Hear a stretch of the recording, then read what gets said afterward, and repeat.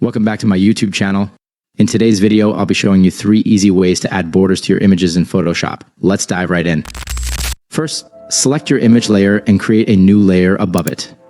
With the new layer selected, press Ctrl or Command A to select the entire layer. Then navigate to the Edit menu in the top left corner and click on Stroke. A pop-up window will appear. Here you can adjust the width to your liking, and once you're satisfied, click OK. Next, let's explore the Layer Effects method. Go to the Layer Effects icon at the bottom right corner of the Layers panel and select Stroke. Adjust the size slider to set your preferred border size. You can also change the color to match your style. Just remember to select Inside in the Position drop-down menu to ensure the border appears correctly.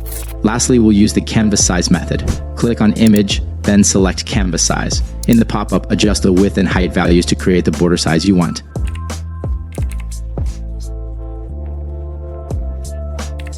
Once you've set your dimensions, click OK. Then create a new solid color adjustment layer and set the color that fits your image. Then you're done. That's it for today.